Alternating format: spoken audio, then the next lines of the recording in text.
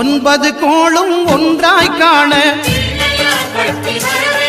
அங்கு கற்பகம் என்னும் கடவுளின் மெய்யில் ஒன்பது கோளும் ஒன்றாய் காண அங்கு கற்பகம் என்னும் கடவுளின் மெய்யில் சூரியன் முதலாய் 9 கிரகமும் பலவித குணங்களை கொண்டிருக்கும் எங்கள் கற்பக தருவில் அவை வரும்போது ஒன்றாய் சேர்ந்து பலனளிக்கும்.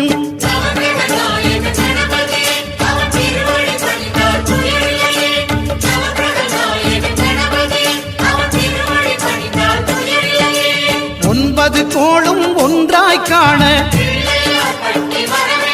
அங்கு கற்பகம் என்னும் கடவுளின் மெய்யில்